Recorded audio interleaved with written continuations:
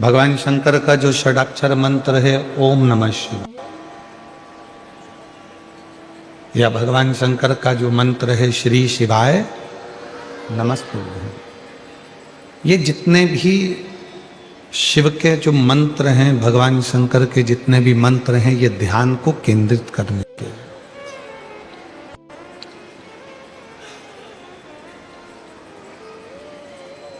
इसलिए शिव महापुराण में 3 उम्र ऐसी बताई है जिन उम्र में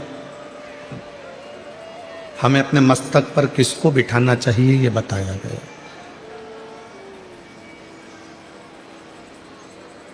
महापुराण में 3 उम्र ऐसी बता दी गई है जिन उम्र में हमको अपने मस्तक पर किसको बिठाना है, किसको अपने मस्तक पर धारण करना, ये बताया गया।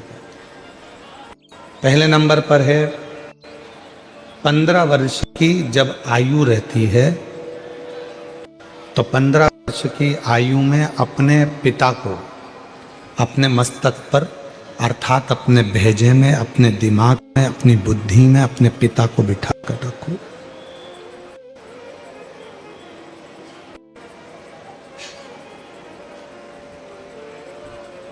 पंद्रह वर्ष की आयु में जब पिता 15 वर्ष की आयु में जब पिता हमारी बुद्धि में होंगे, हमारे मस्तक पर होंगे, हमारी दिमाग में होंगे, तो हम कहीं गलत जगह पर नहीं जा पाए। एक 15 वर्ष की आयु ऐसी आयु होती है जिसमें बच्चे भटक जाते हैं, बेटा बेटियां मार्ग से भटकने का प्रयास करते। और जिस बेटा बेटी के दिमाग में, बुद्धि में, मस्तक पर पिताजी बैठे होते हैं, अर्थात उसको यह मालूम होता है कि मेरे पिताजी का मान है, सम्मान है, इज्जत है। अगर गलत जगह पर जाऊंगा तो मेरे पिता का मान घट जाएगा। मैं गलत चीज खाऊंगा तो लोग मेरे पिताजी को क्या कहेंगे। मैं गलत जगह पर खड़ा रहूंगा तो लोग मेरे पिताजी को क्या कहेंगे। 15 वर्ष की आयु में पिता को अपने मस्तक पर बिठा लो, अर्थात अपनी बुद्धि में बिठा लो कि मुझे मेरे पिता की मर्यादा का ध्यान रखना है और अपने पथ को भ्रष्ट नहीं होने देना है, मार्ग को विभाजित नहीं।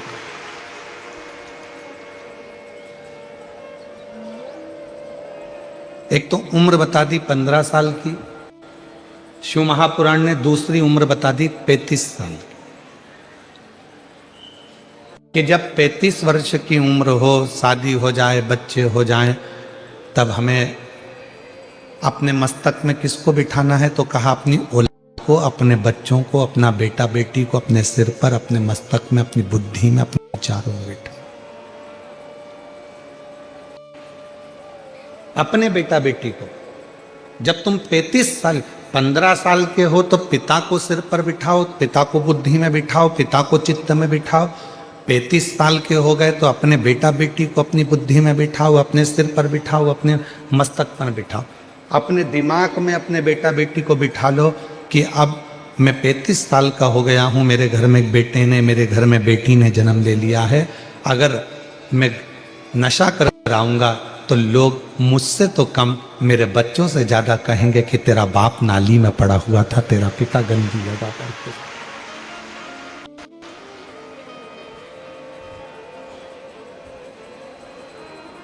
अपने बेटा बेटी को अपनी बुद्धि में बिठाओ कि लोग मुझे कम कहेंगे, मेरे बेटा बेटी को ज़्यादा कहेंगे कि तेरा पिता पागल है, रोड के किनारे पड़ा रहता है, नशा करता है, गलत काम करता है, तेरा बाप ऐसा है, तेरा पिता ऐसा है। तो 15 वर्ष की उम्र में पिता को अपनी बुद्धि में बिठा लो, 35 वर्ष की उम्र में अपने बच्चों को अपनी बुद्धि में बिठा लो, और जब तुम्हारी उम्र फिर 55 वर्ष की हो, 65 वर्ष की हो, 75 वर्ष की हो, तो अपने गुरु को अपनी बुद्धि में बिठा लो कि अगर मैं इस अवस्था में गलत कार्य करूंगा तो मेरे गुरु को कैसे मुख दिखाऊं।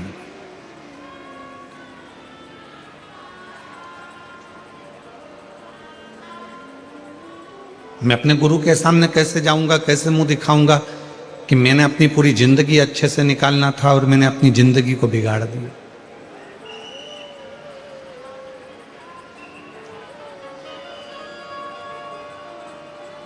और मत बुरे कर्म कर बंदे वरना पछताएगा, भगवान की आंखों से तू बच नहीं पाएगा, तू बच नहीं पाएगा। अरे ओ अज्ञानी मत करना दानी, अरे ओ अज्ञानी मत करना दानी। तेरे कर्म का फल भी तू ही पाएगा, जैसा किया तूने तेरे आगे आएगा।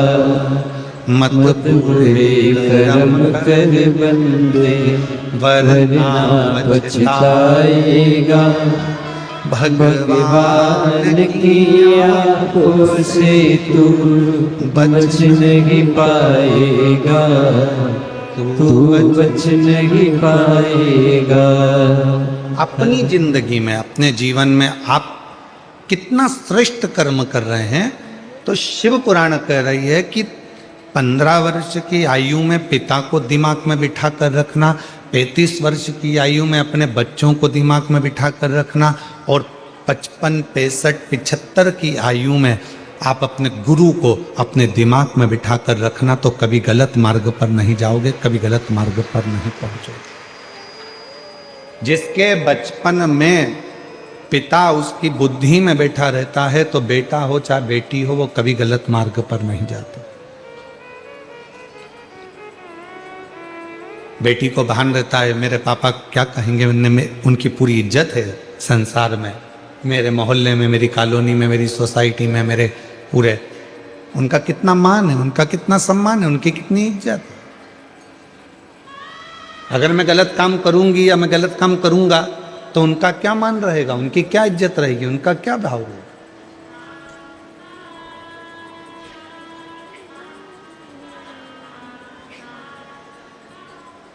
जिस बच्चे की जिंदगी में उसका पिता उसकी बुद्धि में बैठा होता है, वो बच्चा कभी गलत काम नहीं कर सकता,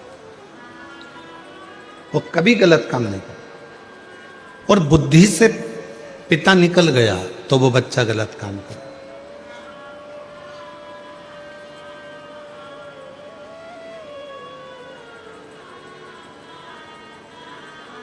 शिव महापुराण की कथा में भगवान गणेश जी का पवित्र चरित्र आता है।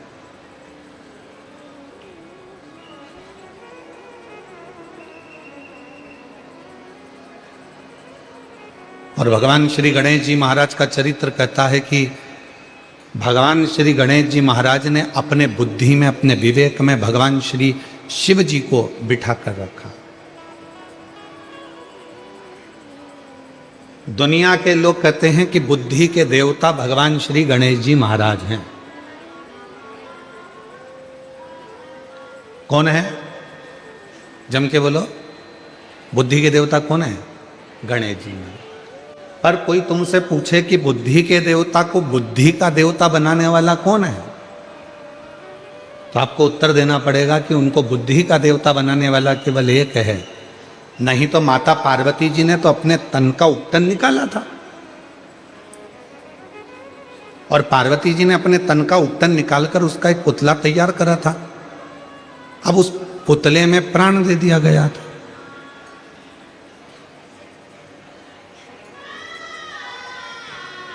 जब उस पुतले में प्राण आ गए, हम आपसे पूछें, जितने भी सूरत की मेरी जीजियाँ बैठी हैं, मेरे जीजा बैठे हैं, मेरे माता पिता बैठे हैं, मेरे बुजुर्ग माँ बाप बैठे हैं, और जितने मेरे बहन भाई बैठे हैं, आपसे बेटी बेटाओं से पूछें कि तन का आप में से कितने लोग हैं जो अपने तन का उपटन निकालते होंगे और उसको संभाल के रखते होंगे?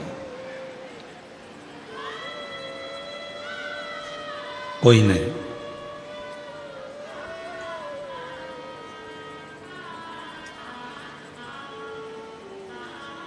नेन कटर से नेन काट लिए और नेन को फेंक दिया, वो नेन तुमने संभाल के रखे क्या? जम के तो बोलो नहीं।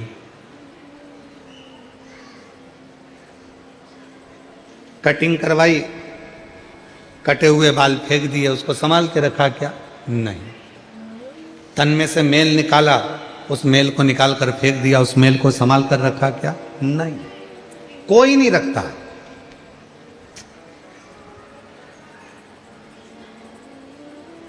अब उस कटे हुए नख में क्या बुद्धि होगी? कटे हुए बाल में क्या विवेक होगा, बुद्धि होगी? या तन के उस मेल में क्या बुद्धि होगी, क्या विवेक होगा? पार्वती मैया ने अपने तन के उपटन से भगवान श्री विनायक को प्रकट किया, भगवान श्री गणेश जी महाराज को प्रकट किया और प्रकट कर कर दरवाजे पर ले जाकर बिठा दिया कि अंदर किसी को मत आने देना। परंतु भगवान शंकर उस दरवाजे पर आ गए और भगवान शंकर ने भगवान विनायक की उसी दरवाजे पर 3 परीक्षा ली। दुनिया के लोग कहते हैं कि भगवान ने उसका सिर काट दिया, पर परीक्षा 3 लिए। भगवान श्री शिव जी ने, भगवान शंकर ने 3 परीक्षा ली और वो 3 परीक्षा, पहले नंबर की परीक्षा ली बालक से कि बालक तुम कौन हो? तो बालक ने कहा मेरी माता अंदर स्नान कर रही है, मैं उनका पुत्र हूं।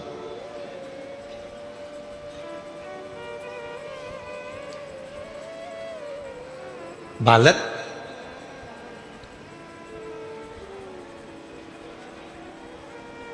तुम किनके पुत्र हो? मेरी माता अंदर स्नान कर रही है, मैं उनका पुत्र हूं। शंकर भगवान समझ गए कि पार्वती मैया ने भले इस बालक को प्रकट करा पर इसमें बुद्धि नहीं है, इसमें विवेक नहीं है, ये अपनी माता का नाम भी नहीं बता पा रहे। मेरी जीजियों, मेरे जितने जीजा बेटे हैं, जीजियां बेटी हैं, बेटियां बेटी हैं, बेटा बेटे हैं, उनसे निवेदन करूंगा तुम्हारे घर के बच्चों को, तुम्हारे घर में जब उसकी परवरिश करो, दुनिया का कोई काम आए कि ना आए, सबसे पहले उसको अपने माँ बाप का नाम जरूर आना चाहिए कि मेरे पिता का नाम ये है, मेरी माँ का नाम ये है। मैं किस मोहल्ले का रहने वाला हूं, किस कॉलोनी में रहने वाला हूं, किस सोसाइटी में रहने वाला हूं। अगर बच्चा खोता है तो कम से कम मालूम तो पड़ जाए कि यहां का है।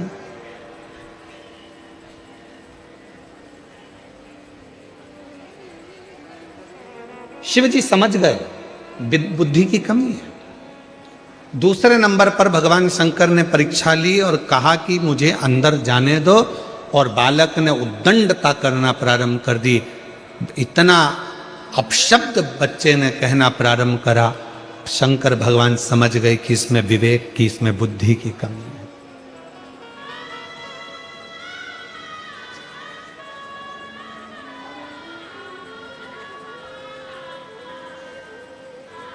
मेहमान आए और बच्चों ने झुककर प्रणाम किया तो समझ लेना कि वो बच्चा पहचान में आ जाता है कि इसके घर के संस्कार अच्छे हैं, इसके माँ बाप अच्छे हैं, इसके दादा दादी अच्छे हैं। कोई आया तो इन्होंने प्रणाम किया। संस्कार।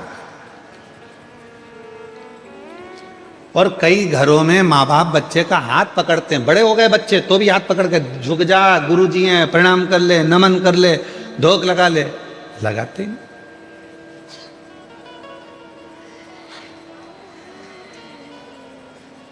हमारे यहाँ कथा मंडप में एक सोमानी परिवार भी बैठा हुआ है और एक हमारे पूर्व के गोयल परिवार भी यहाँ बैठा हुआ।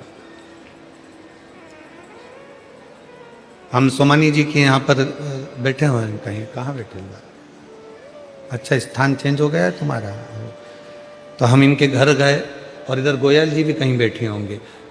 तो हम जब इनके, अच्छा बैठा, गोयल जी बैठे, हाँ ये बैठे हैं। हम जब इन लोगों के एक बार पूर्व में घर गए तो ना सोमानी जी को बोलना पड़ा उनके बच्चों को, ना गोयल जी को बोलना पड़ा अपने बच्चों को कि गुरुजी आए हैं, प्रणाम करो।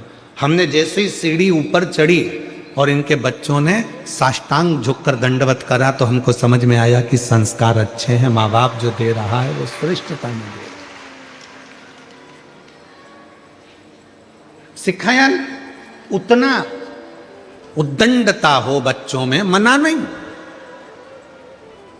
बच्चे बोलने के तेज हो, मना नहीं। बच्चे खेलने के तेज हो, मना नहीं। पर बच्चे जिस समय पर बड़ों को बड़ा ना समझे, आदर ना करे, सम्मान ना करे, तो फिर वो बच्चे की श्रेष्ठता नहीं होती, फिर वो श्रेष्ठता।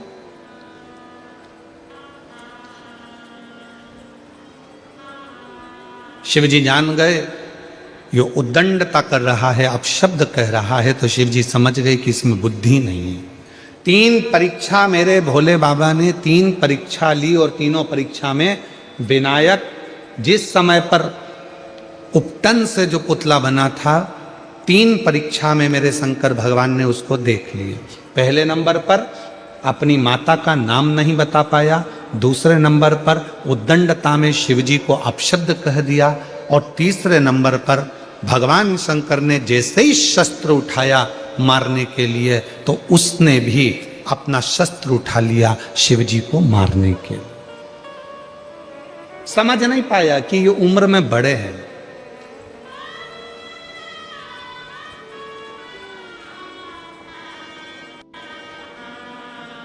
एक बात बताओ, कोई बुजुर्ग व्यक्ति एक छोटे व्यक्ति को थप्पड़ मारेगा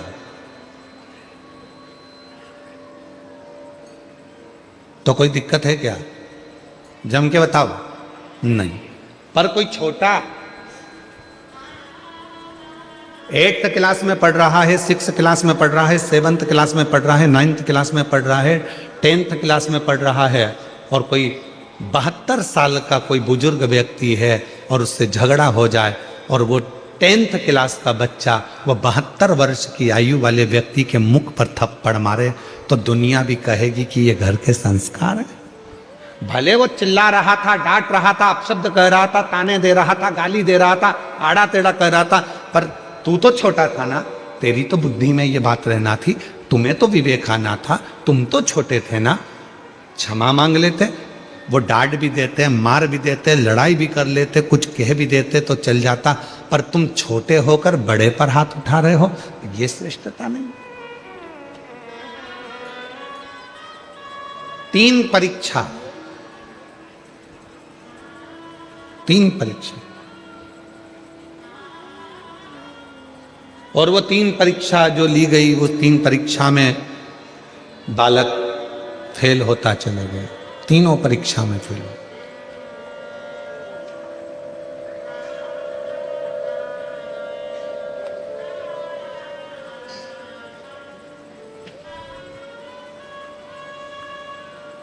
वो 3 परीक्षा में बालक फेल होता चला गया, और जब 3 परीक्षा में बालक फेल हो गया, तब शिव जी को लगा कि इसको बुद्धि देना मेरा काम है, अब इसको बुद्धि प्रदान करना मेरा काम।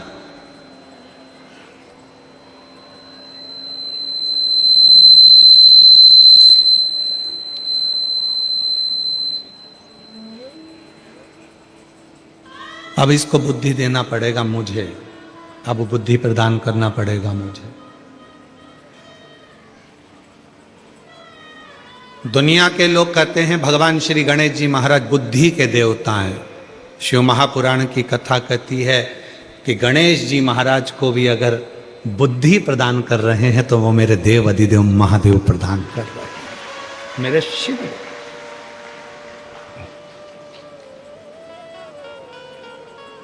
मेरी जीजियों, मेरे जीजाओं, मेरी बेटियों, बेटाओं, मेरी बुजुर्ग माँ बाप, याद रखना, शंकर जी के मंदिर में अगर तुम्हारा बच्चा बाल्य अवस्था से 1 लोटा जल लेकर शंकर जी के मंदिर में जल चढ़ाने जा रहा है, तुम्हारे बच्चे में अगर विवेक भी नहीं है, बुद्धि भी नहीं है, तो एक ना एक दिन जल चढ़ाते चढ़ाते मेरे शंकर भगवान उसको इतना विवेकी, इतना बुद्धि वाला बना देंगे कि वो दुनिया में आगे बढ़ता चलेगा।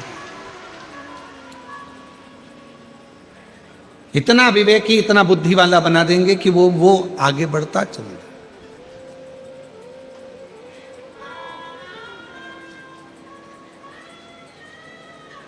इतना विवेकी, इतना बुद्धि। अब आपको क्या सिखाना है अपने घर के बच्चों को कि तुम जाओ शंकर जी के मंदिर में 1 लोटा जल चढ़ाओ, शिव जी के मंदिर में जाओ 1 लोटा जल चढ़ाओ? क्यों? क्योंकि हमारे बच्चे को विवेकवान अगर बनाना है तो शिव की शरणागति बहुत जरूरी है। कितना सुंदर कहा है। एक बार माता सरस्वती भी अपने स्वरों को भूल गई थी। एक बार माता सरस्वती ने भी अपने स्वर छोड़ दिए थे, स्वर भूल गई थी। श्री शैलम पर पहुंची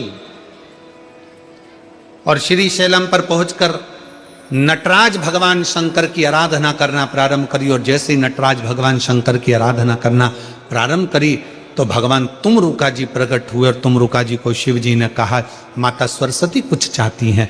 तुमरुका जी ने कहा उनके स्वर उनको चाहिए, उनका गायन उनको चाहिए, उनका नृत्य उनको चाहिए, उनका संगीत उनको चाहिए। तब भगवान शंकर ने माता वीणा वादनी जी को भी, माँ बागेश्वरी को भी, माँ सुंदर वीणा वादनी को भी, माँ सरस्वती को भी मेरे शंकर भगवान ने स्वर प्रदान कर दिए थे। ऐसे मेरे देवाधिदेव महादेव हैं,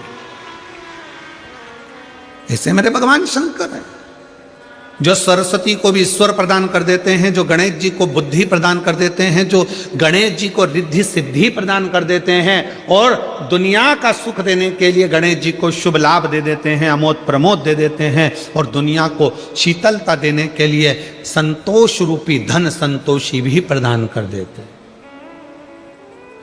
वो शिव। एक प्रसंग और मिलता है बुद्धि का। शिव महापुराण में एक प्रसंग बुद्धि का और मिलता है, बड़ा सुंदर प्रसंग है। एक संत ने, जो शंकर जी की आराधना करने वाले थे, साधना करने वाले थे, ऐसे एक संत ने संकल्प ले लिया था 1 वर्ष तक झूठ नहीं बोलूंगा, सत्य पर चलूंगा।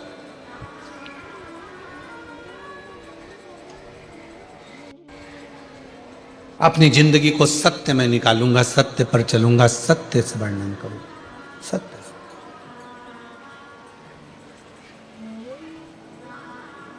और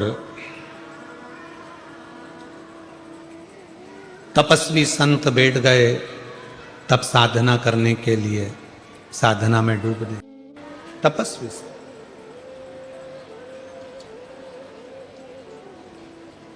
एक लक्ष्य बनाया 1 वर्ष का कि झूठ नहीं बोलूंगा। हम आप लोगों से भी निवेदन करते हैं कि आप शिव जी को मानने वाले जितने भी शंकर जी के भक्त हैं उनसे निवेदन है, पूरे साल आप सत्य नहीं बोल सकते, 6 महीना सत्य नहीं बोल सकते, 3 महीना सत्य नहीं बोल सकते, तो हमारा तो निवेदन है 12 महीने में 12 शिवरात्रि आती है, उस शिवरात्रि के दिन भले आप व्रत करें चाहे ना करें, एक व्रत धारण कर लो कि आज के दिन मैं झूठ नहीं बोलूंगा, सुबह से शाम तक मैं केवल सत्य ही बोलूंगा। आप मत बोलो, हमें मालूम है तुम पूरी साल सत्य नहीं बोल पाओगे, और अगर सही में सत्य बोल दोगे तो हो सकता है कि घर में झगड़ा भी हो जाए। हो सकता है वो एक कथा मिलती है ना कि एक बहुत विद्वान महाराज, बहुत विद्वान पंडित जी, इतने विद्वान लोग कहते थे इतने विद्वान पंडित जी तो मरेंगे तो सीधे स्वर्ग जाएंगे, और पंडित जी मरे तो नरक चले गए। अब इतने विद्वान पंडित जी जब नरक गए तो नरक में मोहल्ले के भी गए बहुत सारे, तो उन्होंने पूछ लिया क्यों पंडित जी, तुम तो इतनी बड़ी सोसाइटी में रहते थे, तब भजन करते थे, तब प्रवचन करते थे, इतनी कथा कहते थे, और तुम मरने के बाद में नरक आ गए, तुम्हें तो स्वर्ग जाना था, आखिर तुम नरक क्यों आए? पंडित जी बोले मैं मेरी ओर नहीं आया, मेरी पत्नी के कारण नरक आया। तो तुम तुम्हारी पत्नी के कारण नरक क्यों आए? तो कहा मैं बस कहीं पर भी निकलता था, रोज सुबह के समय पर मेरी पत्नी तैयार होकर आती और मुझसे पूछती कि मैं कैसी लग रही, बस उसी के चक्कर में मैं नरक जा पहुंच गए। तो तुम उसके चक्कर में नरक कैसे पहुंच गए? तुम मेरे को रोज सुबह से मेरी पत्नी पूछती मैं कैसी लगती हूँ और मुझे बोलना पड़ता था तुम बहुत अच्छी लगती है। मतलब मेरे को रोज सवेरे सवेरे एक झूठ बोलना पड़ता था, लगती अच्छी नहीं थी फिर भी कहना पड़ता, इसी के चक्कर में मैं नरक पहुंच गया। बस वो एक चक्कर। तो मेरी जीजियों आप लोगों से भी निवेदन है, मेरे जीजा जी से रोज मत पूछा करो कि मैं कैसी लग रही हूँ। और बापड़ा तुम्हारे चक्कर में स्वर्ग की जगह नरक पड़ी जावे, कहा मतलब था, मैं कैसी लग। ये मेरी पत्नी के चक्कर में हो। तो कहा तुम पूरा समय अगर सत्य नहीं बोल सकते तो केवल एक दिन ऐसा निकालो कि उस दिन मैं सत्य बोलूंगा। और सत्यम शिवम,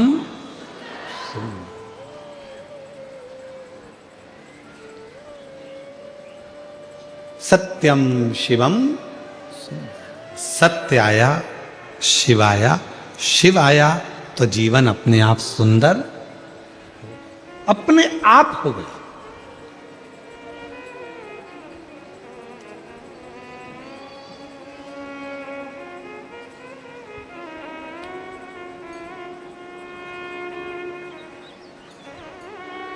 एक हमारे शैलेंद्र भाई बोलते हैं ना, सत्य ही शिव है, शिव ही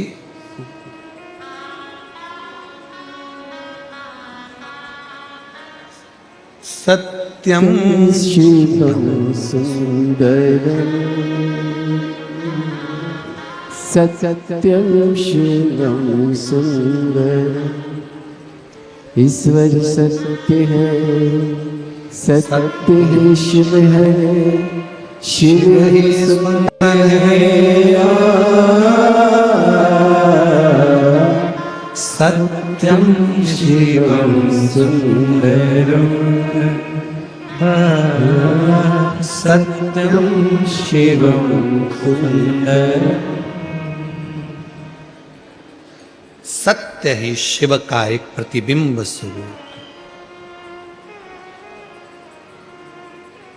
ईश्वर सत्य है, सत्य ही शिव है, शिव ही सुंदर है।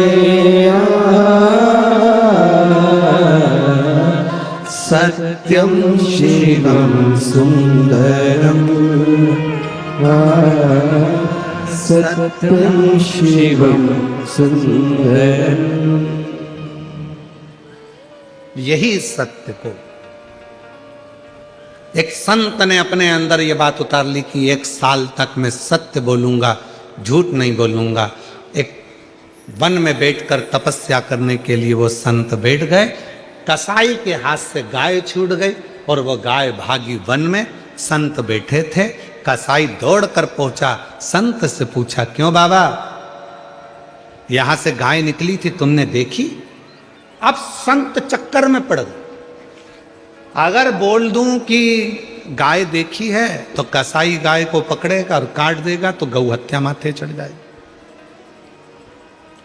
और अगर झूठ बोलता हूं तो मेरा साल भर का व्रत बेकार हो जाता। अगर झूठ बोलता हूं तो मेरा वर्ष भर का व्रत बेकार हो जाता।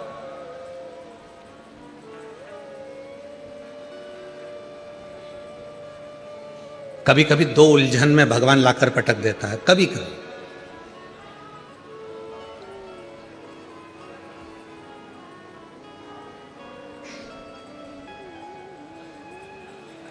और वो 2 उलझन में परमात्मा ने लाकर छोड़ दिया सत्य के साथ। कसाई पूछ रहा है, बाबा जल्दी बताओ मेरी गाय देखी क्या? अगर बता दूंगा तो गाय कट जाएगी, गौहत्या माथे चढ़ जाएगी। और अगर नहीं बताऊंगा, झूठ बोल दूंगा तो ये लगेगा कि मैंने 1 साल का नियम लिया था, मेरा सत्य चलेगा। अब ऐसी उलझन में करूं क्या?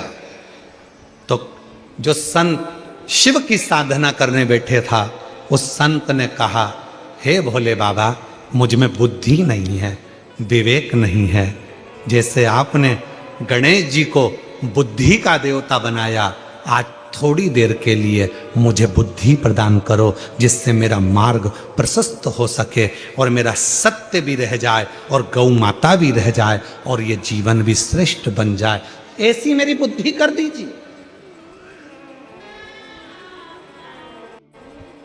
और जिस समय पर आप उलझन में फंसे, जिस समय पर आपका विवेक काम ना करे, जिस समय आपको लगे कि मैं बहुत बड़ी उलझन में फंस गया हूं, अब मेरे पास में निर्णय नहीं हो पा रहा, उस समय पर थोड़ी देर शंकर भगवान के मंदिर में जाकर बैठना। और अगर मंदिर ना जा सको तो अपने घर में बैठना और श्री शिवाय नमस्तुभ्यम का उच्चारण करना, नमः शिवाय का उच्चारण करना, ओम नाद करना और ओम नमः शिवाय का उच्चारण करना। थोड़ी देर गहरी सांस लेकर ओम नमः शिवाय का उच्चारण करना। जब प्रारंभ करेंगे, नेत्र बंद रहेंगे, भुकुटी तनी रहेगी, उस समय पर शिव स्वयं तुम्हारी बुद्धि में आकर विराजमान हो जाए। स्वयं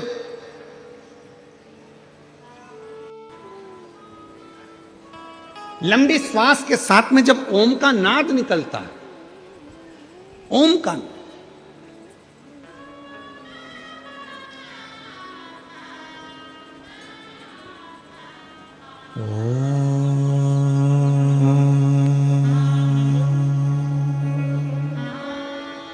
नमः। जितने भी बैठे हैं सावधान मुद्रा में बैठकर 5 बार ओम का लंबा स्वर और नमः शिवाय का स्मरण कर कर देखिएगा। नेत्र थोड़े से बंद रहेंगे, भुकुटी में आपका ध्यान रहेगा, मस्तक के केंद्र बिंदु ब्रह्मांड में आपकी बुद्धि जाएगी और आप शिव से ये आह्वान करेंगे कि मुझे अच्छी बुद्धि, अच्छा विवेक दीजिए, मुझे ऐसा बुद्धि और ऐसा विवेक दीजिए कि जिंदगी में मैं कभी धोखा ना खाऊं, किसी के दरवाजे पर जाकर मुझे मांगने की जरूरत ना पड़े, जो मिले तेरे दरवाजे से मिले। शिव तेरे साक्षीकरण मेरे ब्रह्मांड के केंद्र बिंदु में हो, ऐसा स्मरण कर कर सावधान मुद्रा में ओम का लंबा नाद, साथ में नमः शिवाय का स्मरण।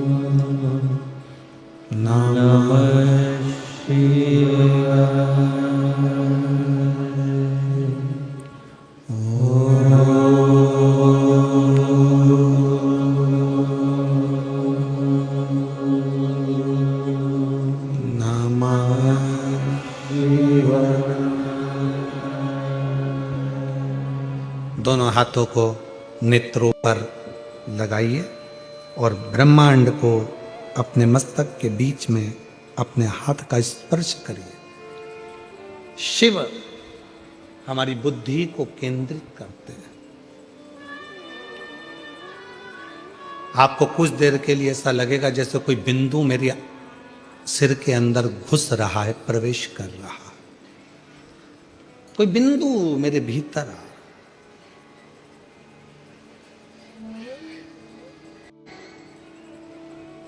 1 वर्ष का नियम लिया है सत्य बोलने का और ये सामने उलझन आकर खड़ी हो गई।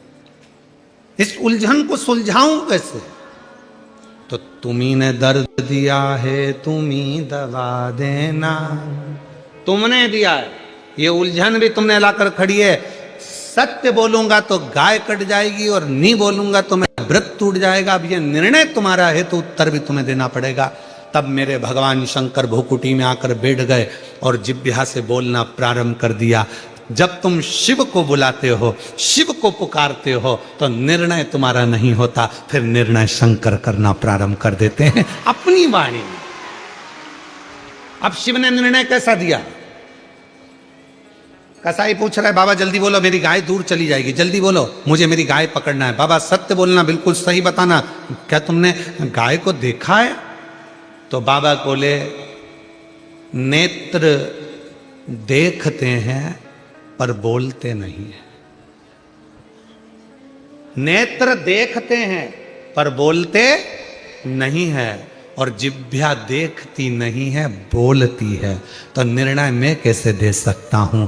नेत्र ने देखा, वो बोलेगा नहीं, और जिह्वा देखी ही नहीं तो बोले क्या खा।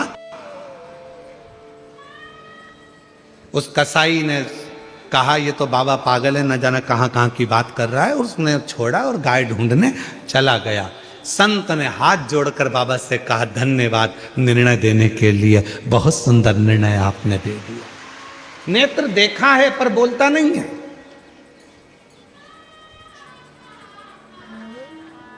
कभी कभी अपने घर की मर्यादा को बचाने के लिए, कभी कभी अपने घर की मर्यादा को रखने के लिए, कभी कभी अपने घर की मर्यादा को सुरक्षित रखने के लिए घर के बुजुर्गों को भले आंखों से वो कुछ भी देख लें पर उनकी जिह्वा बोलती नहीं है,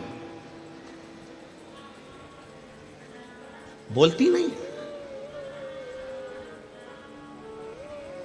बहू पूछती है क्या मम्मी, मैंने सुना है कि ये आपके जो बेटे हैं ये ऐसे हैं, ये गलत काम करते हैं, ये ऐसे। माँ ने भले देखा हो पर कभी कभी माँ उन दृष्टि के उत्तर को भी चुप रहकर मौनता में रख लेती। परिवार ना टूट जाए, घर ना टूट जाए, परिवार ना छूट जाए, संबंध ना खराब हो जाए, इसलिए कभी कभी नेत्र भले देखे हों पर नेत्र बोलते नहीं है, और जिह्वा देखती नहीं है, बोलती है। ये जिह्वा।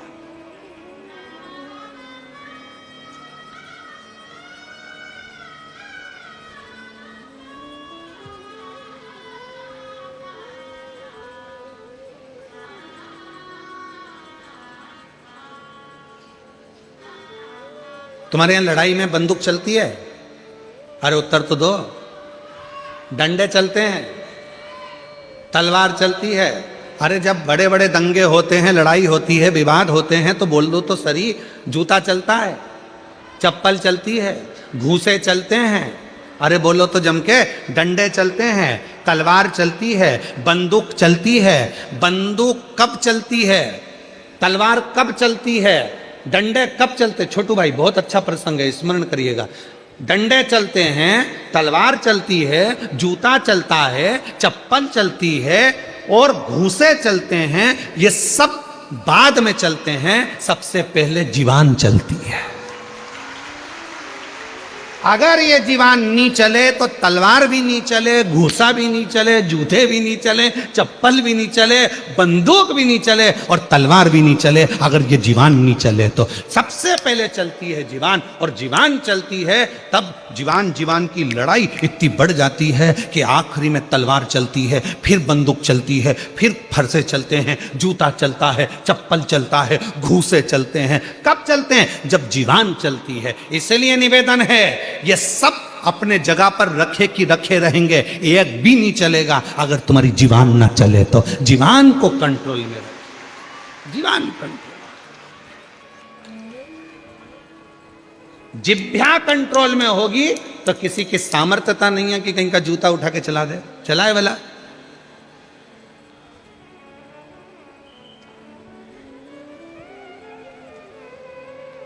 पंडाल में बैठने की जगह तो तुमको मिल जाए, मना ही नहीं है बैठने की जगह, बिल्कुल मिले, पर तुम आते से जो सिर पे पल्लू मल्लू लेके और अकड़ वकड़ दिखा, हट रही कि नहीं हट रही? मैं तो यहीं बैठूंगी जा, और सिर पे पल्लू लेके झगड़ा कर ले। उसका सामान उठाया वहां पटक दिया, उसने वहां उठाया वहां पटक दिया, और जगह बनाकर बैठने की तैयारी करी। जीवान चली थी सबसे पहले, हट रही कि नहीं हट रही? जीवान चली। और अगर वही जीवान बड़े प्रेम से, काकी तुम्हारे लिए घर से मैं खिचड़ी बना के लाई हूं, थेपला बना के लाई हूं। सीवर वाला महाराज कहता है कि घर से कुछ ना कुछ लेकर आओ, मुंह झूठा करा।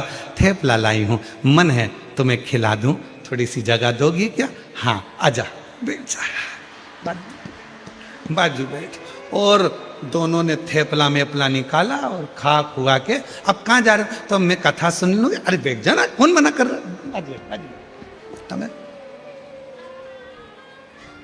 थेपला और फाफड़ा तो इतना कमाल करता है कि लोचे की तो जरूरत ही नहीं पड़ती, इतना काम कर जा। अब तुम प्रेम की भाषा, प्रेम की भाषा।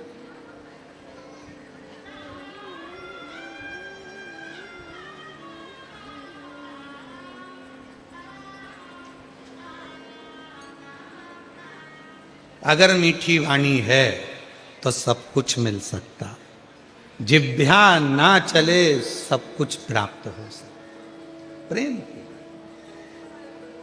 सबसे ज्यादा ट्रेन में अगर दोस्ती होती है तो तंबाकू खाने वालों की होती है।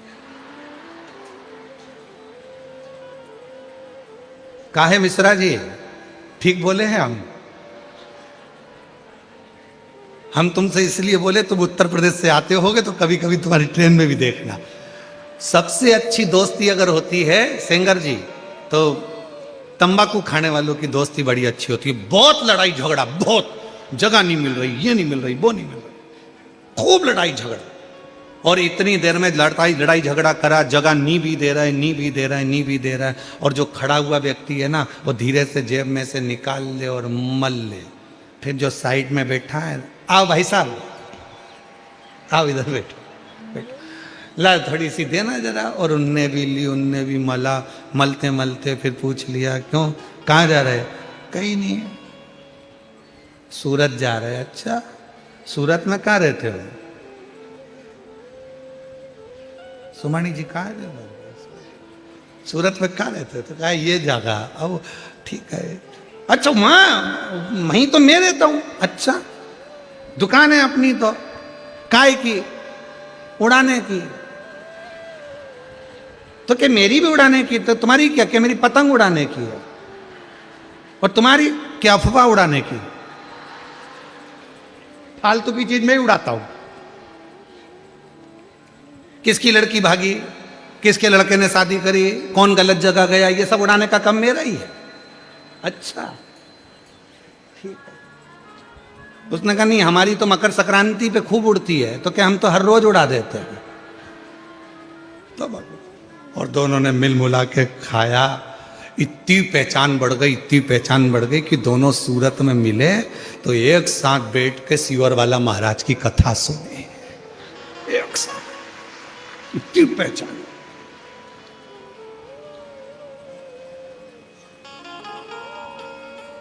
अभी ट्रेन के लोग देख रहे थे, इतनी भयंकर लड़ाई चल रही थी कि जूता चप्पल चल जाते, एक दूसरे की गिरबान पकड़ ली, लड़ लिए, झगड़ लिए, पर वो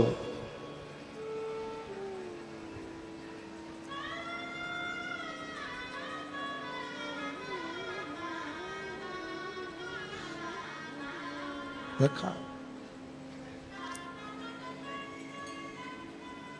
और ऐसा नहीं है कि वहीं पर काम ये होता है, कई लोग कथा में भी आते हैं, वो धीरे धीरे बैठ कर जेब में से निकाल के मल लेते हैं, फिर भजन का इंतजार करते हैं, बाबा भजन कब गाएगा। और महाराज जी ने जैसे ही भजन गाया, भोला सब दुख काटो,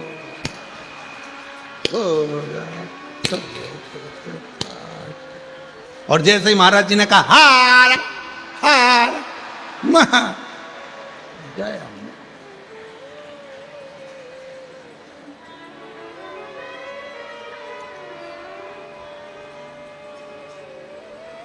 इतनी समझता।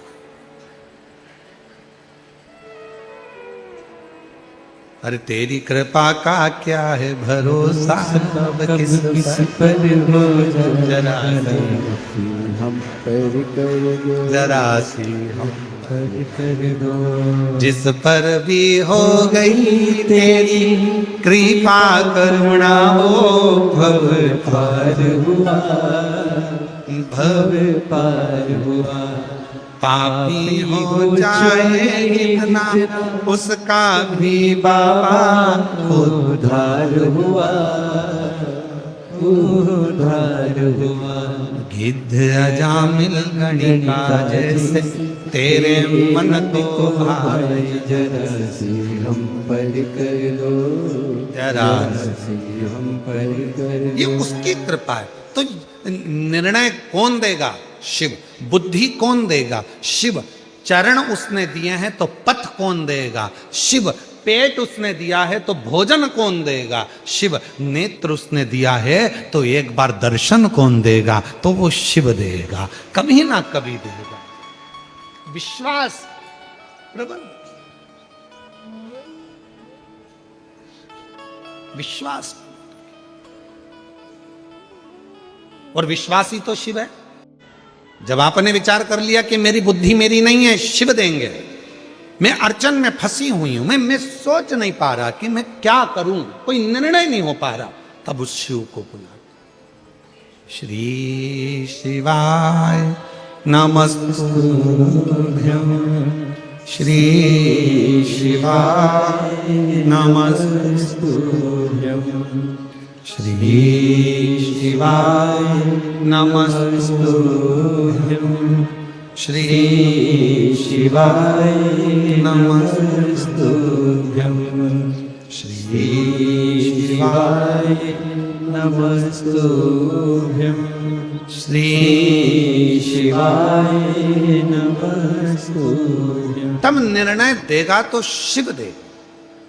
पार्वती मैया ने अपने तन के उपटन से बालक का निर्माण तो कर दिया, पर उसमें विवेक कहां से आए, बुद्धि कहां से?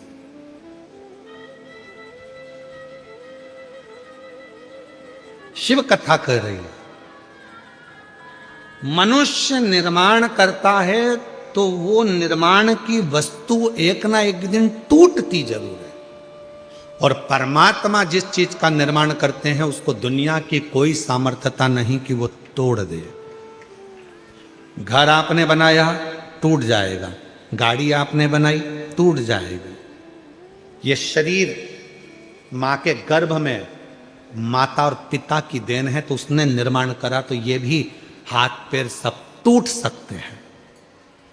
गाड़ी टूट जाएगी, दुकान टूट जाएगी, जमीन, सब जो चीज है आपके पास में आपने जिसका निर्माण करा वो टूट सकती है, पर परमात्मा जिसका निर्माण करते हैं वो कभी नहीं टूटती। ये शरीर भी आपका बनाया हुआ है, अर्थात माता और पिता का बनाया हुआ है, इसलिए हाथ भी टूट जाता है, पांव भी टूट जाता है, नाक भी टूट जाती है, ये कान भी टूट जाता है, पांव की घुटने भी टूट जाते हैं, पर परमात्मा ने एक चीज ऐसी बनाई जो दुनिया में कोई नहीं तोड़ सकता, वो है उसकी आत्मा, उसका हृदय, उसकी आत्मा। जिस आत्मा को कोई नहीं तोड़ सकता, वो आत्मा को ना तो कोई छेदित कर सकता है, ना पानी गीला कर सकता है, ना अग्नि जला सकती है, ना वायु सुखा सकती है। वो आत्मा एक ऐसी परमात्मा ने बनाई है, उसको कोई खंडित कर ही नहीं सकता।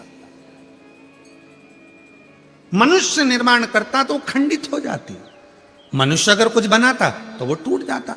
मनुष्य ने अगर कुछ बनाया है तो वो टूटेगा ही, निश्चित है। कोई ने अगर सामान बनाया है तो टूटेगा, घड़ी बनाई तो टूटेगी, झूमर बनाया टूटेगा, बंगला बनाया टूटेगा, सब टूटने वाली सामग्री। मनुष्य जो बनाता है वो एक ना एक दिन, 100 साल में, 50 साल में, 25 साल में, 200 साल में, 400 साल में, 500 साल में टूटेगा जरूर, पर जो परमात्मा ने बनाया वो कभी जिंदगी में नहीं टूटता, वो अजर और अमर है, और इसलिए आत्मा अजर और अमर मानी गई है। ये कभी नहीं टूटता, कभी नहीं।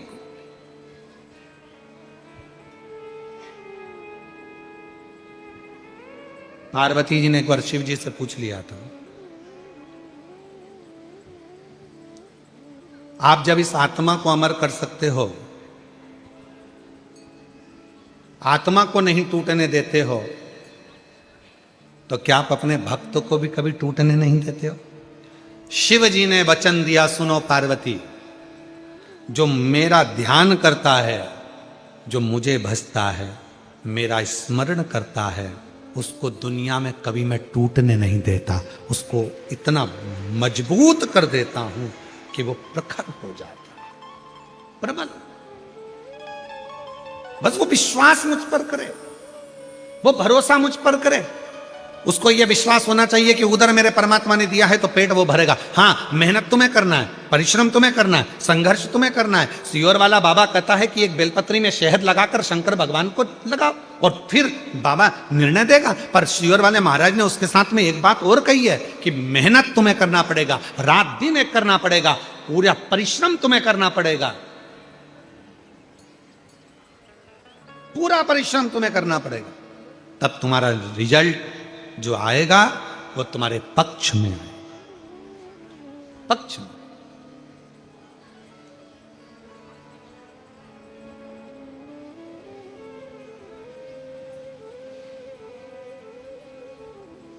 मेहनत तुम करो, परिश्रम तुम करो, कई लोग कह देते हैं हमारा ये काम नहीं चल रहा, हमारी फैक्ट्री नहीं चल रही, हमारी दुकान नहीं चल रही, ऐसा लग रहा है किसी ने हमारी फैक्ट्री पे टोना कर दिया, ऐसा लग रहा है किसी ने टोटका कर दिया, ऐसा लग रहा है हमारी दुकान को किसी ने बांध दिया, ऐसा लग रहा है कि हमारे ऊपर किसी ने काला जादू कर दिया, किसी ने ऐसा कर दिया। शिव महापुराण की कथा कहती है मेरा भोले बाबा शमशान का निवासी है, और शंकर भगवान को यदि तुम एक लोटा जल चढ़ाकर उसका जल लाकर अपनी दुकान फैक्ट्री घर में छीट रहे हो तो किसी की सामर्थ्यता नहीं कि तुम्हारे घर पर या तुम्हारी दुकान पर कोई टोना हो जाए, कि टोटका हो जाए, कि कोई तुम्हारे यहां काला जादू करे। किसी की सामर्थ्यता नहीं है कि कोई तुम्हारे ऊपर जादू करे, कि टोना करे, कि टोटका करे। ये भ्रम हमारा, ये भ्रांति हमारे भीतर।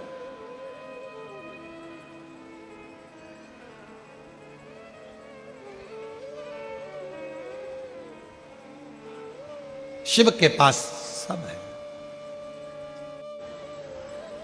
भगवान शिव की कथा कर रही है।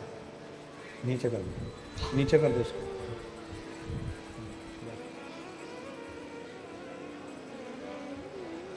भगवान शंकर का पवित्र चरित्र कह रहा है। शिव महापुराण की कथा वर्णन कर रही है।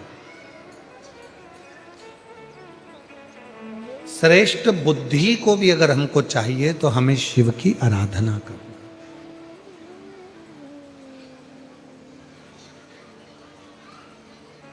श्रेष्ठ बुद्धि।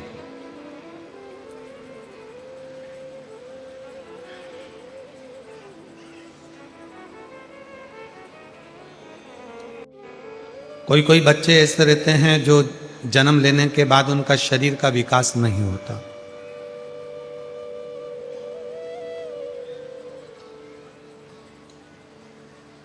मुख में से राल टपकती रहती है, पलंग पर सोए रहते हैं, हिलते नहीं, शरीर उनका काम नहीं करता, उसको गोदी में रखना पड़ता है, ले जाना लाना पड़ता है। उसको अपनी इंद्रियों का भी ध्यान नहीं रहता कि उसको वॉशरूम आई है, कि उसको कुछ खाना है या पीना है या कुछ, उसको सुध नहीं। उन बच्चों के लिए भी शिव महापुराण में एक बड़ा सुंदर सा प्रसंग आता है। अगर आपकी कॉलोनी में, आपकी सोसाइटी में, आपके मोहल्ले में, आपके आसपास के क्षेत्र में इस तरह के अगर बच्चे रहते हैं तो उनके माँ बाप को चाहिए कि शिव को, भगवान शंकर को जो बेल होता है, बेल देखा है आप लोगों ने? इधर सूरत गुजरात में क्या बोलते हैं? बेला ही बोलते हैं। तो बेला का जो फल होता है, उस फल के अंदर का जो गुर्दा होता है, फल के अंदर का जो गुर्दा होता है, उस गुर्दे को सुखाकर उसको बाद में जलाकर उसकी भस्म अच्छी पीस कर तैयार करो।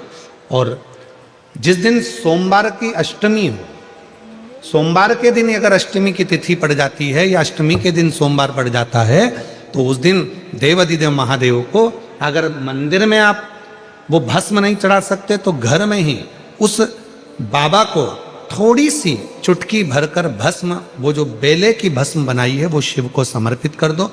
उसी भस्म को निकालकर उठाकर, जो डब्बी में ज़्यादा भस्म है उसी में उसको डाल लो, और उस भस्म को बिल्कुल पिसी बारीक एकदम महीन भस्म को, जो बच्चा राल टपकाता है या उसका शरीर का विकास नहीं होता है, शरीर कमजोर है, वो उठ नहीं सकता, बैठ नहीं सकता, इंद्रियों का भान नहीं रहता, उस बच्चे को यदि थोड़ी थोड़ी भस्म प्रदोष समय के पहले, प्रदोष काल के पहले, शाम के समय के पहले अगर उस भस्म को थोड़ी सी मात्रा में, जरा सी मात्रा में अगर उसकी जिह्वा पर लगाया जाए तो धीरे धीरे उसकी इंद्रियां काम करना प्रारंभ कर देती है।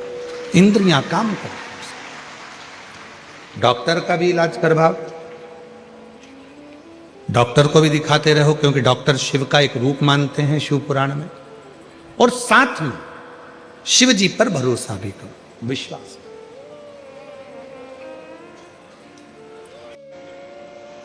तो पार्वती जी ने जिस उपटन से भगवान शंकर के सम्मुख में जो पुतला तैयार करा था, वो शंकर भगवान के सामने प्रस्तुत किया।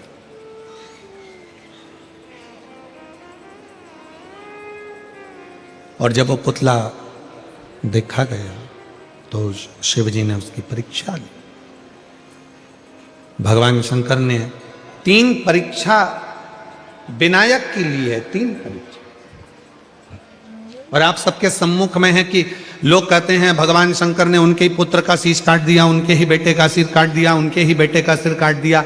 सिर काटा नहीं है, भगवान शंकर ने जो मस्तिष्क था, जो बुद्धि थी, जो विवेक था, वो श्रेष्ठ नहीं है। इसलिए शिवजी ने उनको शीश काटना मतलब बुद्धि को हटा देना। जो गलत बुद्धि है, गलत विचार है, गलत सोच है, गलत दृष्टि है, उसको हटाकर श्रेष्ठ बुद्धि का निर्माण कर देना और बुद्धि के देवता भगवान श्री गणेश जी को प्रकट कर देना। ये मेरे शंकर भगवान ने कहा, ये मेरे शिव जी ने कहा, ये मेरे ओघड़दानी, मेरे भगवान देवाधिदेव महादेव भगवान शंकर ने किया, ये शिव ने। अच्छा, हनुमान चालीसा में एक लाइन आती है, आप लोग पढ़ते होंगे, अष्ट सिद्धि, बोलते जाओ, अष्ट सिद्धि नवनिधि के असबर दीन जानकी, राम रसायन तुमरे पासा सदा रहो रघुपति के। एक लाइन आई है, अष्ट सिद्धि नवनिधि के दाता। मतलब हनुमान जी महाराज को ये लाइन क्यों लिखी तुलसी मामा ने? लिखने का केवल एक कारण था, क्योंकि शंकर भगवान के अंश अवतार श्री हनुमान जी महाराज हैं और शंकर भगवान अष्ट सिद्धि नवनिधि सर्वबुद्धि के देने वाले हैं। जो अपने बेटे को भी बुद्धि दे देते हैं, वो संसार के हर जीव को कहीं ना कहीं बुद्धि प्रदान कर सकते हैं। अष्ट सिद्धि नवनिधि के दाता, असबर दीन जानकी माता, राम रसायन तुमरे पास सदा रहु रघुपति के, तुमरे भजन राम को पावे, जन्म जन्म के दुख बिसरावे। अष्ट सिद्धि नवनिधि के श्री शिव जी, भगवान शंकर। और वही भगवान शंकर, वही मेरे ओघड़दानी, वही मेरे शिव जी। पार्वती मैया ने देखा कि मेरे बेटे का सिर कट गया, जिसको मैंने तैयार करा था वो बेटे का सिर कट चुका है और ये बेटा है ही नहीं। अब मेरे बेटे का मस्तक कहां से आएगा, कौन लाएगा? शंकर भगवान के सामने पार्वती मैया हाथ जोड़कर बोली, आपने मेरे बेटे का सिर काटा है तो आप ही जोड़ोगे। और यही तो माता पार्वती जी सारे जगत को बताना चाहती हैं कि तुम्ही ने दर्द दिया है, तुम्ही दवा दो। उधर किसने दिया? बोलते जाओ, भगवान ने। तो भोजन कौन देगा? अरे बोलो जम के, भगवान। मेहनत किसको करना है? अपन को। परिश्रम अपने को करना है, मेहनत अपने को करना है, पर फल देगा। और इसका एक प्रसंग है, ये बक्सा चल रहा है, इसका एक प्रसंग है और बड़ा सुंदर सा एक प्रसंग आता है। एक मलुक नाम का एक लड़का था, उसका दोस्त शिव जी का बड़ा भगत था। शंकर भगवान के मंदिर में वो रोज जाता, रोज जल चढ़ाता, शिव जी की आराधना करता, साधना करता, भजन करता और ये दिन रात उस पर कटाक्ष करता, दिन भर उस पर तर्क करता मलु। अब एक दिन मलुक ने अपने दोस्तों को रोक लिया, कहां जा रहा है? कि मंदिर जा रहा हूं। अरे थोड़ा काम धंधा कर ले, या जा जरा काम धंधा कर। ये शंकर भगवान को नहलाने से, लोटा भर के जल चढ़ाने से कोई शंकर जी कुछ थोड़ी ना दे देगा। काम नहीं करेगा तो क्या शंकर जी खाने को दे देगा? लड़ाई हो गई मलुक की और उसके दोस्त की। नहीं करूंगा काम तो भी मेरा भोलेनाथ खाने को देगा। मलुक ने कहा, अगर तेरा भोलेनाथ काम नहीं करूं और खाने को दे तो मैं भी चल करने को तैयार हूं। एक परीक्षा करूंगा, वन में जाकर बैठ जाऊंगा, देखूं तेरा भोलेनाथ मुझे खाने को देता है कि नहीं देता। अगर मेरे शंकर भगवान ने तुझे खाने को दे दिया तो काम मैं रोज एक लोटा जल चढ़ाने के लिए शंकर जी के मंदिर में जाऊंगा, और अगर तेरे शंकर भगवान ने मुझे खाने को नहीं दिया तो काम मैं मंदिर जाना छोड़ दूंगा, लोटा भर जल चढ़ाना छोड़ दूंगा। दोनों में झगड़ा हो गया, दोनों में लड़ाई हो गई। अब दोनों में झगड़ा हो गया और जो मलुक था वो लड़ झगड़ के जंगल में चले गया। जंगल में जाकर उसने विचार करा, जंगल में रहूंगा और कोई मुझे भोजन देकर चले गया तो एक काम करता हूं, ये पीपल के पेड़ पे चढ़ के बैठ जाता हूं। कोई आएगा भी नहीं, भोजन देगा भी नहीं, और भोजन नहीं मिलेगा तो मेरा दोस्त मंदिर जाना छोड़ देगा और मेरा झंझट मिट जाएगा, फिर मेरे साथ घूमेगा, एंजॉय करेगा। ठीक है, पेड़ पे चढ़ गया। इसका दोस्त गया शंकर जी के मंदिर में जल चढ़ाकर बोला, भोले बाबा वो मलुक गया है, उसमें अक्ल नहीं है, परीक्षा लेने गया है आपकी कि भोलेनाथ खाने को देगा क्या। बाबा उसका पेट भर देना बेचारे का, भूखा रहेगा। जल चढ़ाया, और जैसे ही जल चढ़ाया शंकर भगवान को और दोस्त घर पर आया, आने के बाद तुरंत आज शिवजी ने जो लीला करी वो देखिए। शंकर भगवान ने ऐसी लीला कर दी कि एक गाय चराने वाला कपड़े में 4 रोटी बांधकर उसमें थोड़ा सा अचार और कांदा रखकर लाया और विचार करने लगा, मुझे गाय यहीं पर चराना है, मेरी रोटी कहीं दूसरा ना खा जाए, इसलिए इसको पीपल के पेड़ पर टांग देता। रोटी टांग दी पीपल के पेड़ पर। मलुक ने विचार करा, इसका शंकर भगवान तो गजब का है रे, रोटी ऊपर दे दी पीपल के पेड़ पर वो तो कह रहा था कि भगवान खिला कर जाता है, नहीं खाऊंगा, रोटी टंगी है, खा नहीं रहा। अब थोड़ा बहुत तो हाथ पैर खुद भी हिलाओ जी, खाने को ही तैयार नहीं। इसका दोस्त शाम के समय भगवान के मंदिर में जाकर, बाबा भोलेनाथ मेरा दोस्त भूखा होगा, उसको खाना खिला देना। शंकर भगवान ने डमरू का नाद करा, 4-6 डाकू घोड़े पे बैठकर धड़ धड़ धड़ धड़ आ गए पीपल के पेड़ के नीचे। जैसे ही थोड़ी देर उन डाकुओं ने आराम करा, उसमें से एक थोड़ा सा विश्राम करा। उसने कहा, सरदार बहुत भूख लग रही है, कहीं से माँ जगत जननी जगदम्बा खाना दे दे तो पेट भरा जाए। इतने में दूसरा बोला, अरे देखो पेड़ के ऊपर रोटी टंगी है, जल्दी उतारो खाते हैं। और जो पेड़ पे से रोटी उठाई और सबने मिलाकर खाने ही वाले थे, इतने में दूसरा बोला, एक भी रोटी मत खाना, ऊपर पुलिस वाला बैठा है,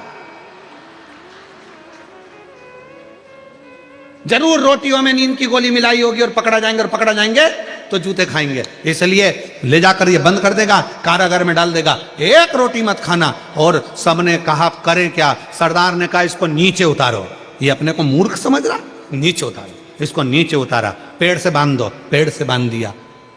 सरदार क्या करें। सरदार बोला, ये अपने को मूर्ख समझता है, नींद की गोली मिली, रोटी हमको खिला रहा है, एक काम करो, इसकी रोटी इसी को खिलाओ।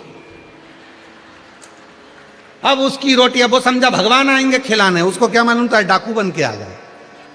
ले रोटी खाओ, के नहीं खाऊंगा। सरदार रोटी नहीं खा रहा। सरदार ने कहा, मार मार के खिलाओ। दो ने इधर से दिया, दो ने उधर से दिया, मुंह में रोटी ठूस है, फिर मारे, फिर रोटी, फिर मारे, फिर रोटी, लाल नीला पीला कर कर रोटी खिलाकर और पूरे रस्सी खोल दिए और डाकू चले गए। ये शाम को पिटा पिटाया, दुचाया, कबाड़ खाने के कबाड़े जैसा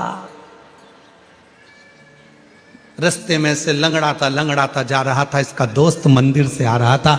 उसने पूछा, क्यों भोलेनाथ जी मिले थे? इतने में मलुक बोला, तेरा भोलानाथ नहीं खाओ तो मारता भी था, नहीं खाओ तो मार। तब मलुक ने, वो मलुक नहीं रहे, तब वो मलुक दास बन गए और उन्होंने पद लिखा, अजगर करे ना चाकरी, पंछी करे ना काज, दास मलुक का कह गए, सबके दाता राम। कोई कुछ ना करे तो भी वो पेट भर कर जाता है, वो मेरा देव अधिदेव महादेव, वो शिव है, वो मेरा राम, वो मेरा कृष्ण, वो मेरा शंकर, वो मेरा दत्त, वो मेरी माँ आद्य शक्ति जगत जननी दुर्गा भवानी है, वो मेरा हरि विठल पांडुरंगा है, जो सबका पेट भर रहा, सबका। किसको नहीं देता, किसको? भक्ति का बल विश्वास के साथ अगर बढ़ाओगे तो शिव तुम्हारे साथ में है, तुम्हारे साथ। भगवान शंकर तुम्हारे साथ। मां पार्वती मैया के पुत्र का शीश कटा, पार्वती मां बिलखने लगी, चिल्लाने लगी, मेरा बेटा का शीश कट गया, कौन जोड़े, कौन जोड़े।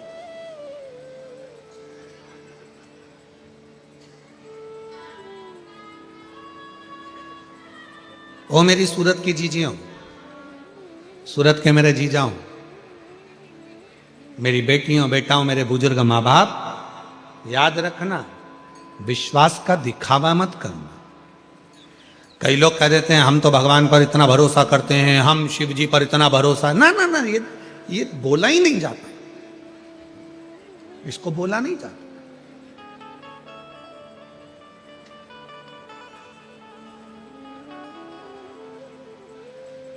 कितने भरोसे के साथ बैठे हो।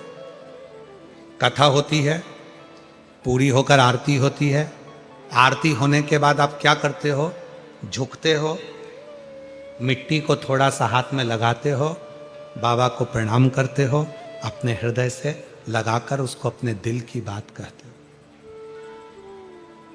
अपने हृदय।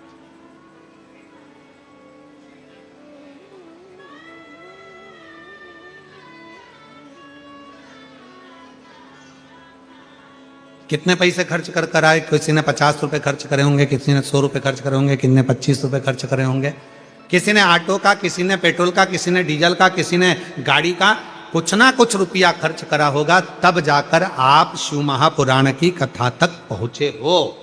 और उसके बाद भी पैदल भी चले हो, थोड़ा 100 200 500 मीटर आप पैदल चले हो। धूप भी पड़ रही थी, गर्मी भी पड़ रही थी, और आप पैदल चलकर किसके लिए आए। यहां ना तो किसी ने आपको पत्र दिया होगा, ना निमंत्रण दिया होगा, ना चावल दिया होगा। छोटू भाई, मुझे नहीं लगता कि किसी के घर में पत्र गया हो या चावल गया, नहीं गया ना, किसी के यहाँ निमंत्रण नहीं गया, किसी के यहाँ पत्र नहीं गया। पूरे सूरत में कहीं गाड़ी नहीं घूमी कि ये आयोजन होने वाला है, गाड़ी भी नहीं घूमी है, कोई डीजे भी नहीं बजा, कुछ भी नहीं। आप किसके लिए आए?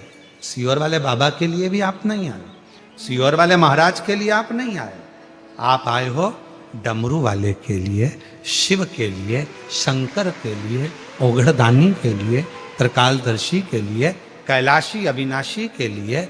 आप उस शंकर के लिए, आप उस शिव के लिए।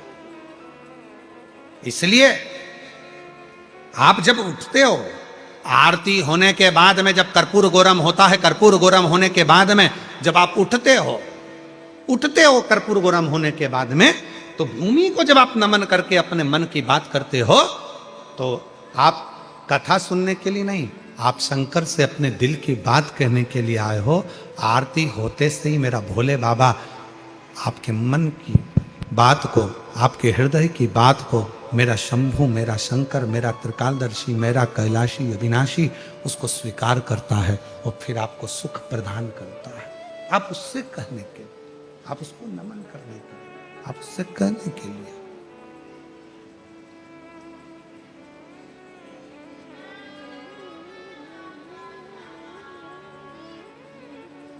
उससे निवेदन करने के लिए।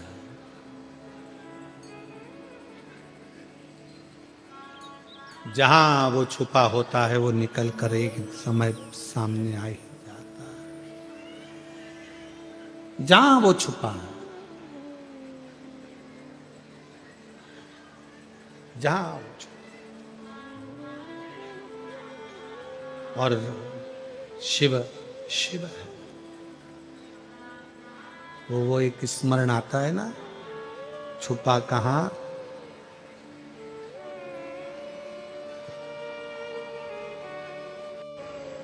शिव महापुराण की कथा वर्णन करती है। भगवान श्री गणेश जी महाराज के लिए गजासुर का मस्तक बुलवाया गया और विनायक के धड़ पर उस शीश को लगाया गया।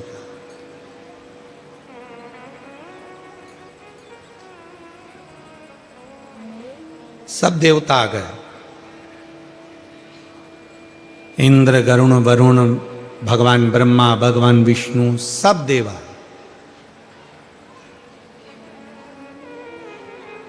सारे देवताओं ने वर भी दिया, आशीर्वाद भी दिया भगवान श्री विनायक को कि हम तुम्हें ये अस्त्र देते हैं, हम तुम्हें ये शस्त्र देते हैं, हम तुमको ये वर देते हैं, हम तुमको वो वर देते हैं। पर मेरे देवादिदेव महादेव भगवान शंकर ने कोई वर अगर भगवान श्री गणेश जी महाराज को दिया है तो सबसे बड़ा वर दिया कि हम तुम्हें बुद्धि का देवता बना देते हैं, हम तुम्हें बुद्धि प्रदान करें।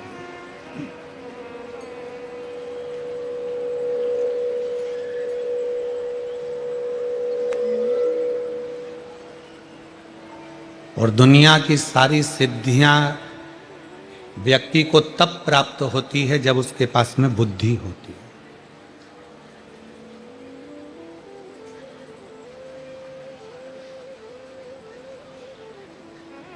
हम लक्ष्मी को पकड़ते हैं, सरस्वती को छोड़ देते हैं। पर शिव महापुराण की कथा कहती है जिसने अपने जीवन में सरस्वती को पकड़ लिया, बुद्धि को, विवेक को, अच्छी शिक्षा को। और हम फिर निवेदन कर रहे हैं इस व्यासपीठ से, जो पहले करा आज फिर कहते हैं, आपकी जितनी सामर्थ्यता है उससे दुगनी सामर्थ्यता के साथ में आपको अपने बेटा और बेटी को पढ़ाना चाहिए। अपने बच्चों का शिक्षा अध्ययन, आप भले सरकारी स्कूल में पढ़े हो, आप भले कैसे भी स्कूल में पढ़े हो, आप चाहे भले गांव में रहकर पढ़े हो, भले आप अपना जीवन कैसे भी निकाला हो, पर इस व्यासपीठ के माध्यम से एक निवेदन करेंगे कि आज का आने वाला समय इतना विचित्र है। उस समय में आपका बच्चा यदि पढ़ने में होशियार नहीं होगा, आपकी बेटी पढ़ने में होशियार नहीं होगी, तो आने वाले समय में उसको प्रथमता प्राप्त नहीं हो सकती। इसलिए निवेदन है, जितनी आपकी सामर्थ्यता है उस सामर्थ्यता के हिसाब से आप अपने बच्चे को दुगनी सामर्थ्यता के हिसाब से पढ़ाने का प्रयास करो, जिससे अच्छी विद्या आपके बच्चों में होगी तो आने वाले समय में उसको लक्ष्मी के पीछे नहीं भागना पड़ेगा, लक्ष्मी उसके पास आकर स्वयं खड़ी हो। अच्छी शिक्षा और एक अच्छी शिक्षा व्यक्ति के जीवन में उच्चतम पद प्रदान करती है।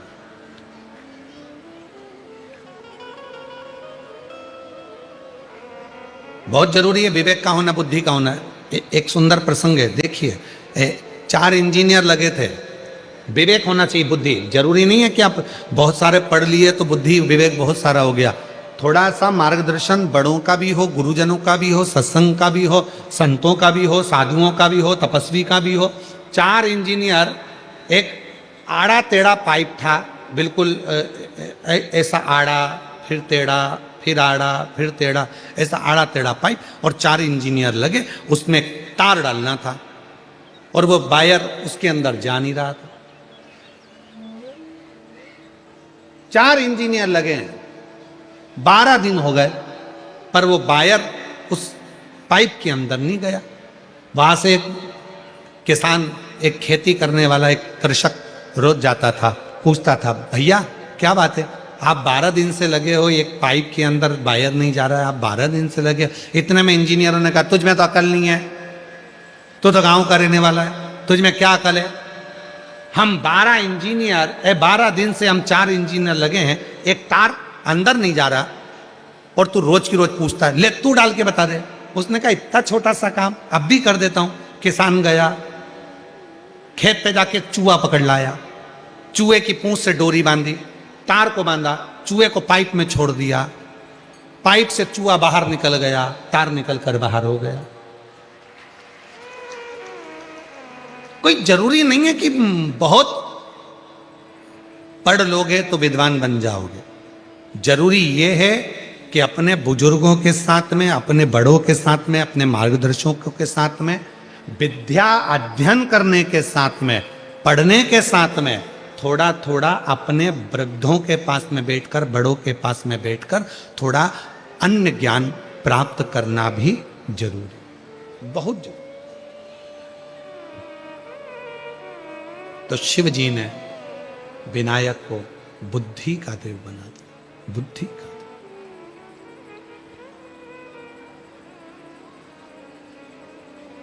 क्योंकि शिव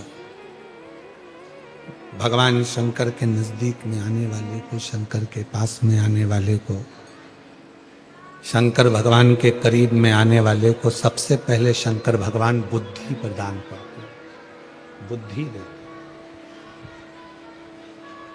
और रिद्धि सिद्धि के दाता गजानन तुम्हें सबसे पहले हमारा नमस्कार रिद्धि सिद्धि के दाता गजानन तुम्हें सबसे पहले हमारा नमस्कार सबसे पहले हमारा नमस्कार रे, सबसे पहले हमारा नमस्कार रे, सबसे पहले हमारा नमस्कार रे, सबसे पहले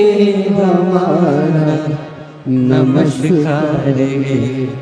रिद्धि सिद्धि के दाता गजानन तुम्हें सबसे पहले हमारा नमस्कार रे।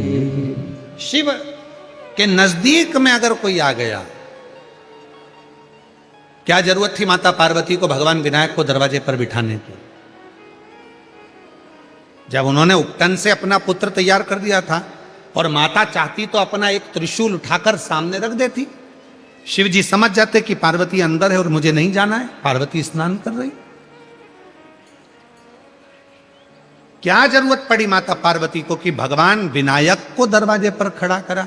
क्योंकि पार्वती जी जानती थी कि मेरा ये पुत्र जो मैंने उपटन से तैयार करा है, मेरा ये पुत्र जो मैंने उपटन निकाल कर तैयार करा है, ये पुत्र में हो सकता है कि इसमें विवेक ना हो सकता है इसमें बुद्धि ना हो, पर यदि अगर मेरा पुत्र एक बार भी शंकर भगवान के सामने आकर यदि खड़ा भी हो जाएगा तो शिव इतने करुणा सागर हैं कि उसमें बुद्धि नहीं भी होगी तो भी मेरा ओघड़दानी उसको बुद्धि प्रदान कर देगा, बुद्धि दे देगा।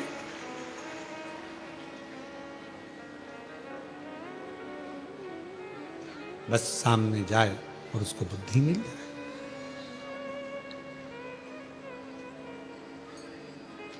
मेरी माताओं,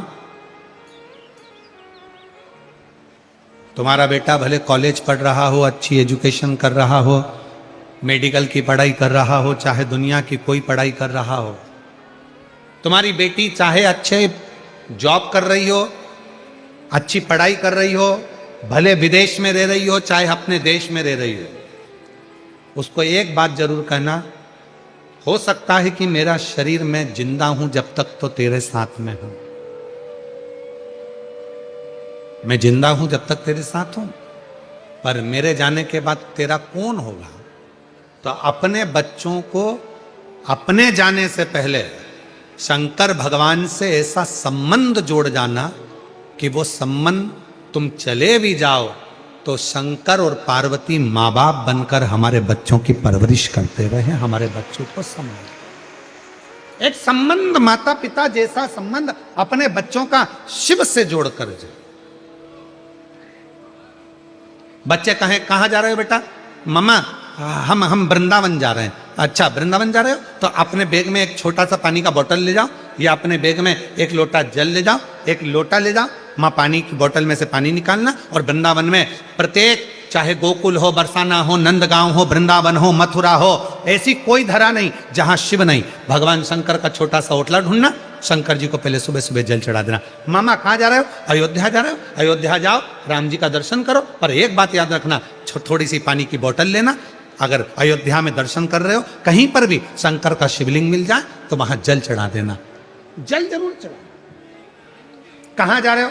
द्वारका जा रहे हो। द्वारका जा रहे हो तो एक काम करना, द्वारका के मंदिर में दर्शन करो और द्वारका के आसपास में कहीं शंकर का मंदिर मिले तो एक लोटा जल, पानी की बोतल होगी, चढ़ा देना। शिव जी को जल जरूर चढ़ाना। बेटे को, बेटी को शिव को जल चढ़ाने की प्रेरणा दे दो। क्यों? अगर बेटा बेटी शंकर के प्रति एक बार लगाव उत्पन्न कर लेंगे तो हो सकता है शरीर रहे ना रहे, पर मेरा भोले बाबा उनको जिंदगी में कभी धोखा नहीं देने देगा। शिव उनको संभाल, शंकर उनको। और महादेव नमन चरणों में स्वीकार कीजिए, सबका किया है मेरा भी उद्धार कीजिए, उद्धार कीजिए। हे त्रिपुंडधारी, हे त्रिशूलधारी। दो चीजें मेरे शंकर भगवान देते हैं। जैसे ही कोई व्यक्ति शिव जी के मंदिर में पहुंचता है तो पहुंचते से शंकर भगवान उसको बुद्धि प्रदान कर देते हैं, और दूसरे नंबर पर जब वो शंकर भगवान पे चढ़े हुए जल का आचमन करता है, थोड़ा सा जल मुख में डालता है, तो शंकर भगवान अपनी जटा में विराजमान गंगा जी को उसके भीतर उतार कर उसको शीतलता प्रदान कर देते हैं, उसको निर्मलता दे दे, उसको शीतलता दे दे। ऐसे मेरे शिव, ऐसे मेरे शंकर, ऐसे मेरे ओघड़ दानी, ऐसे मेरे शंभु।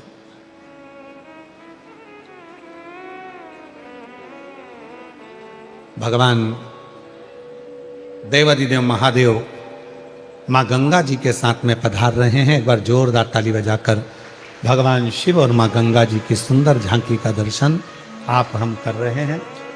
भगवान ओघड़दानी माँ गंगा के साथ में पधारे हैं। जोरदार ताली बजाकर माँ गंगा और शिव जी की पवित्र झांकी का दर्शन करेंगे।